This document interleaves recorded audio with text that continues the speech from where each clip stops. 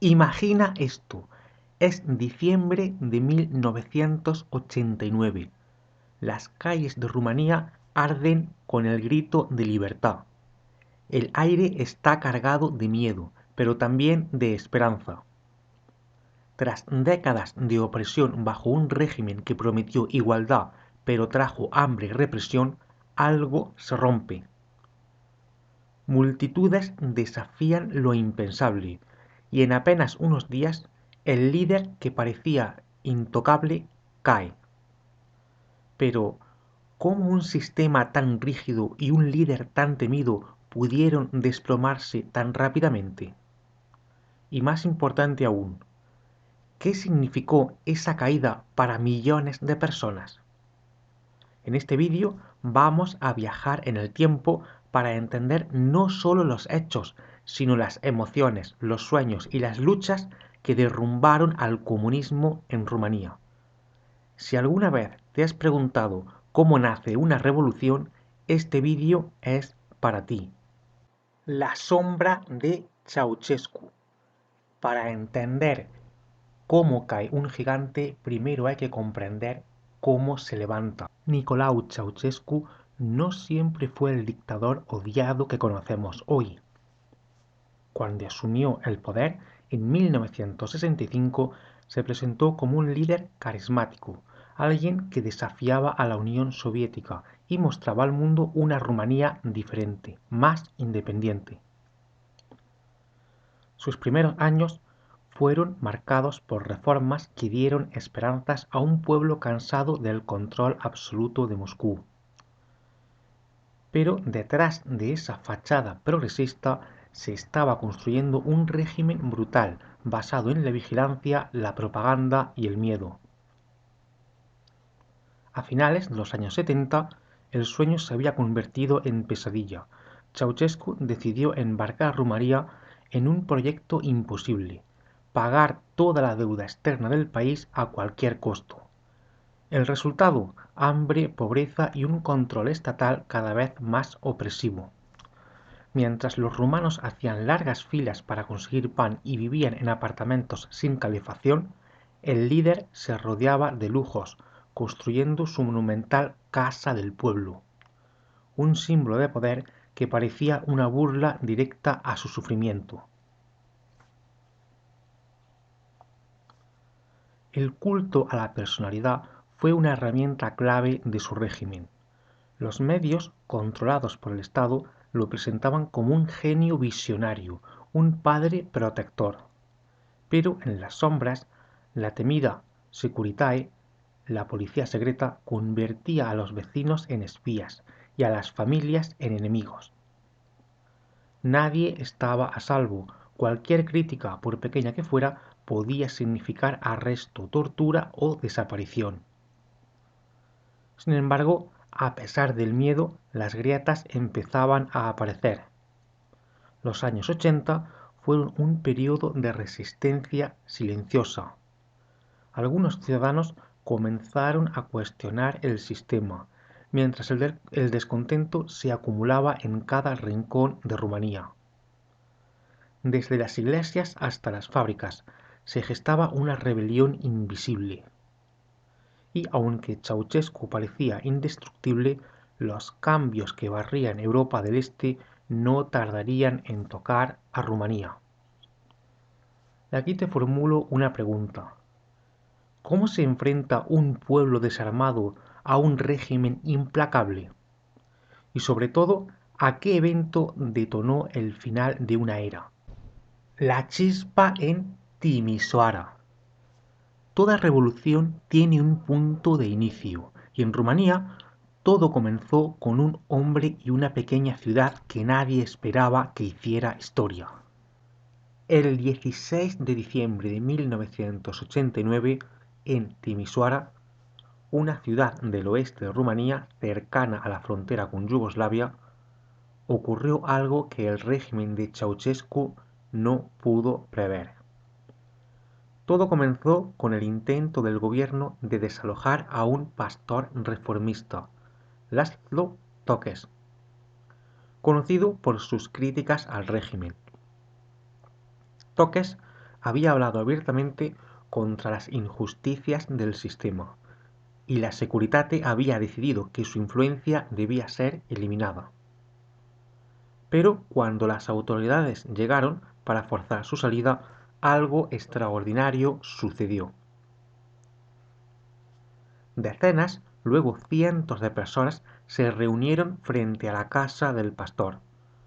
No eran solo sus seguidores, eran ciudadanos comunes, jóvenes, trabajadores, estudiantes.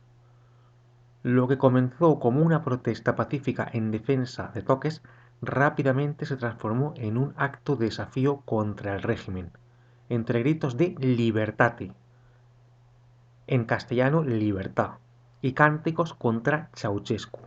La chispa se encendió.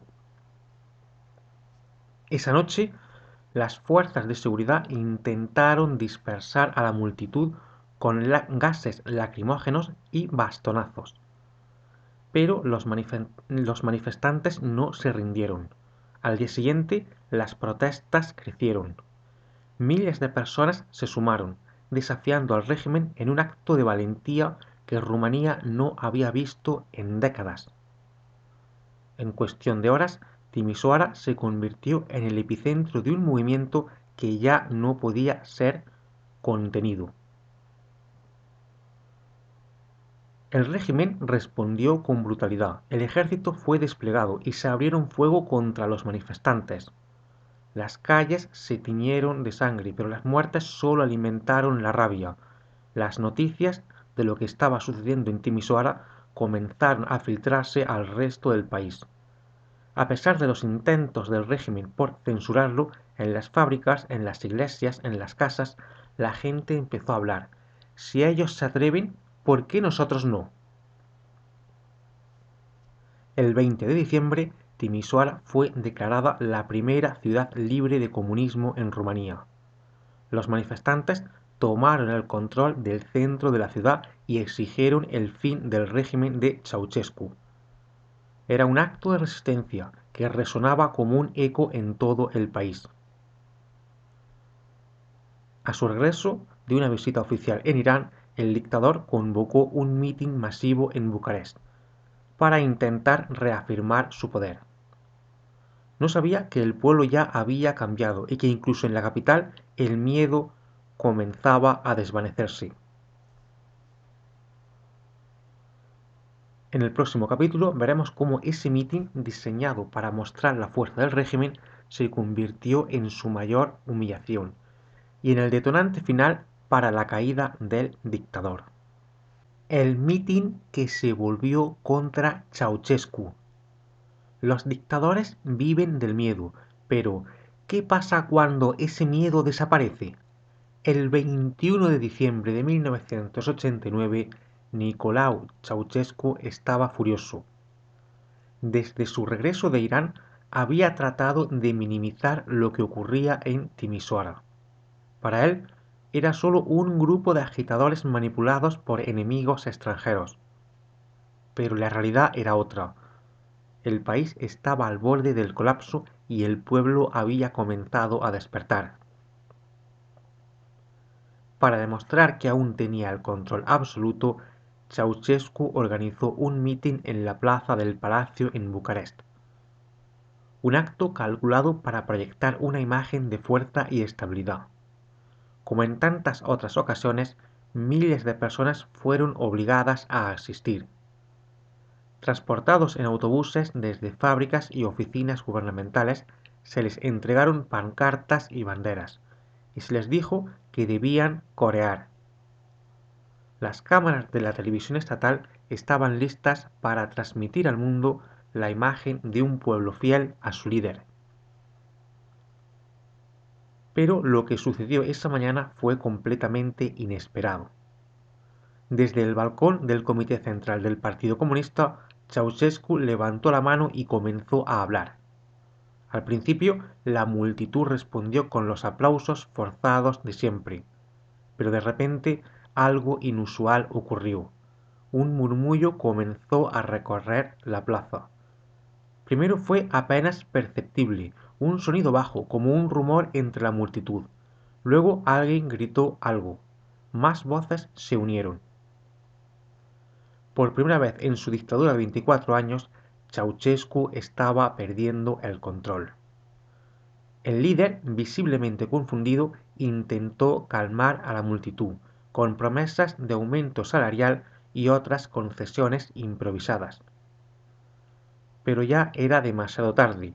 La televisión nacional, que estaba transmitiendo en vivo, tuvo que cortar la señal abruptamente. Las imágenes de Ceausescu mirando con desconcierto y temor a su propio pueblo quedarían grabadas en la historia como el momento en que su poder comenzó a desmoronarse. Mientras tanto, en las calles de Bucarest, la revuelta había comenzado. Miles de personas, inspiradas por el levantamiento en Timisoara y por el fracaso humillante de Ceausescu, comenzaron a enfrentarse a la policía y a las fuerzas de seguridad. La ciudad se llenó de barricadas improvisadas, disparos y gritos de «Libertate». El miedo había cambiado de bando y esta vez Ceausescu no tenía a dónde huir. Pero aún quedaba una última jugada del dictador y un escape que marcaría su destino final.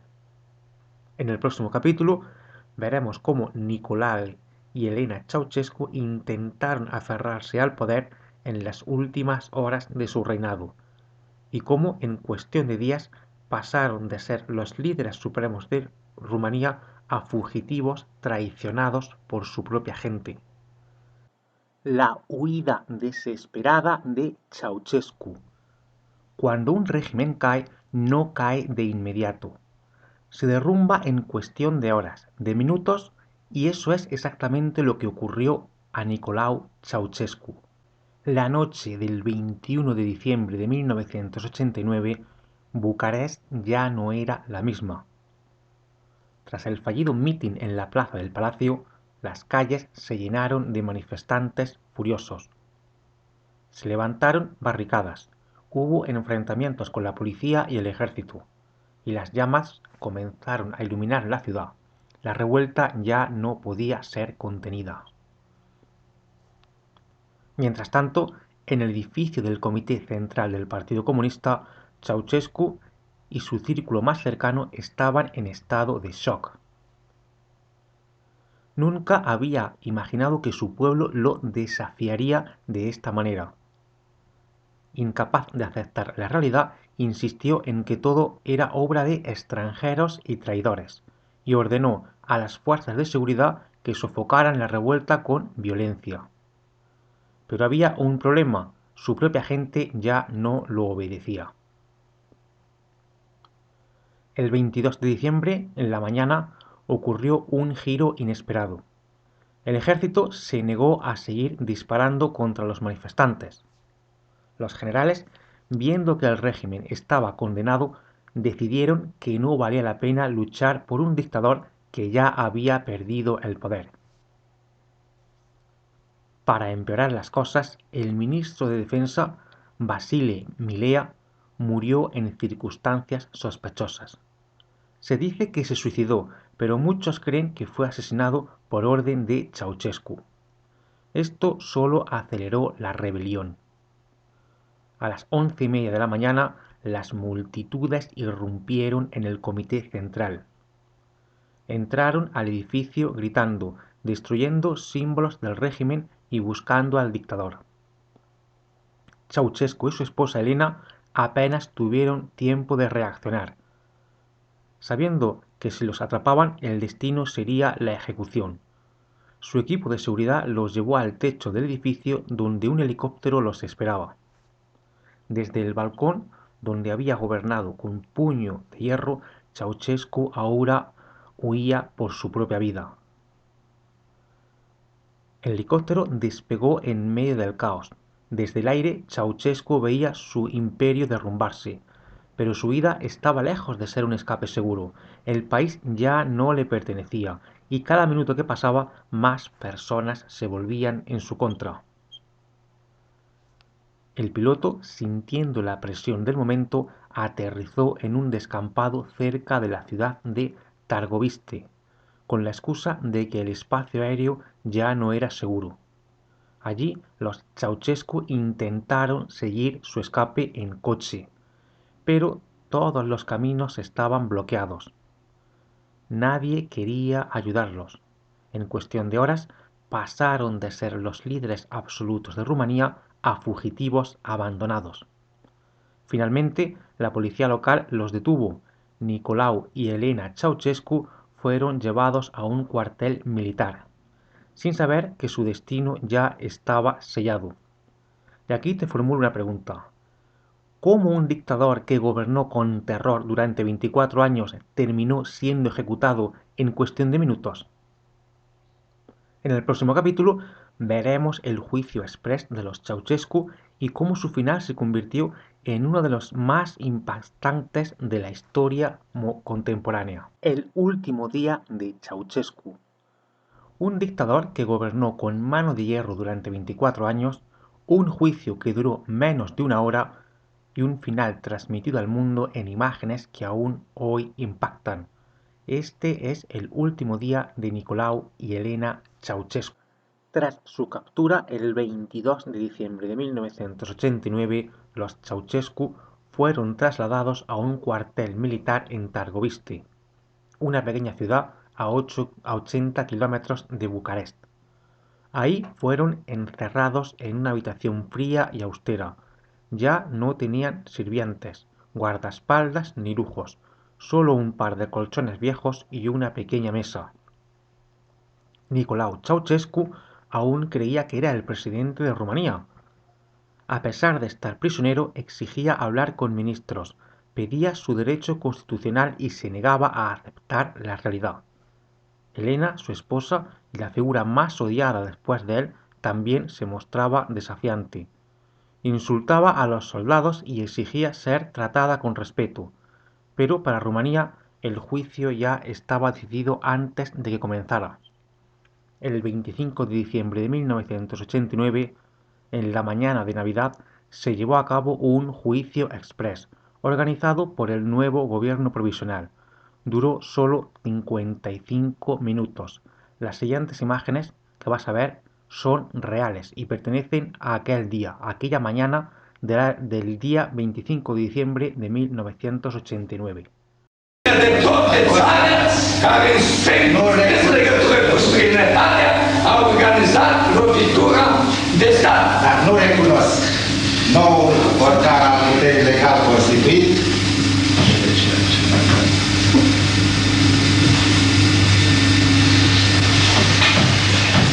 Dați-vă, frate muncitoare, absolut și spanați și spuneați să răspundeți la cine zic să voi răspunde în fața mare a dumneavoastră și reprezentanților. Pronunțat în ședință publică astăzi, 25 decembrie 1980. Vă rog să-mi îngăduiți să mai am o dată legătură.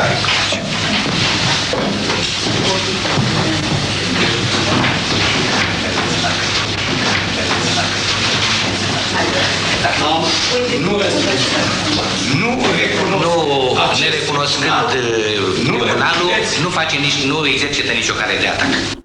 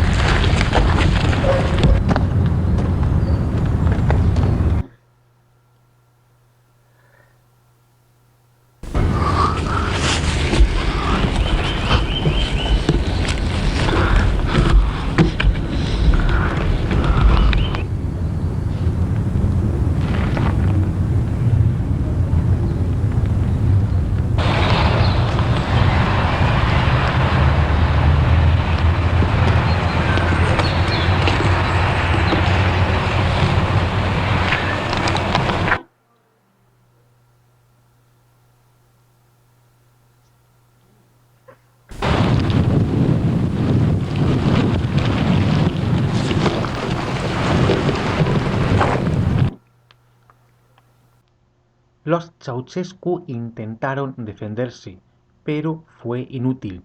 Nicolau gritaba que el tribunal era ilegal. Elena insultaba a los jueces y se negaba a firmar cualquier documento. Pero el destino ya estaba sellado. La sentencia fue inmediata, pena de muerte. Cuando escucharon el veredicto, por primera vez en el juicio guardaron silencio.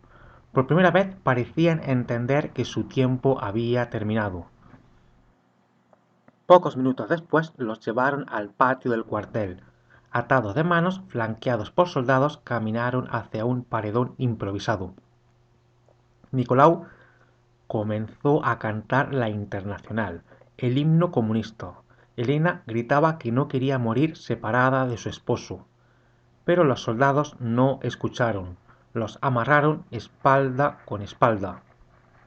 A las 2:30 de la tarde, un pelotón de fusilamiento abrió fuego. El sonido de los disparos acabó con 24 años de dictadura en menos de 10 segundos.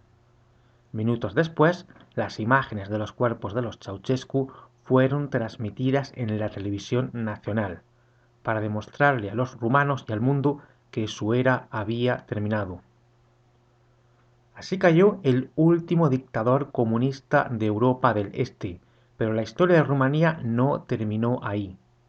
En el próximo capítulo veremos cómo el país intentó reconstruirse después de la revolución y qué pasó con la sombra del comunismo en los años siguientes. Rumanía tras la revolución. El dictador estaba muerto, el comunismo había caído, pero ¿qué vino después? ¿Fue realmente el comienzo de una nueva era para Rumanía o solo una ilusión? El 25 de diciembre de 1989, mientras las imágenes de los cuerpos de Nicolae y Elena Ceausescu se transmitían en la televisión nacional, el pueblo rumano celebraba. Después de más de 2 décadas de hambre, miedo y represión, la dictadura había terminado. Pero la revolución no significaba automáticamente libertad, democracia y estabilidad. Los días posteriores a la ejecución fueron caóticos. El país estaba sin liderazgo claro. El régimen comunista había colapsado, pero muchos de sus antiguos miembros seguían en el poder, ahora bajo una nueva bandera.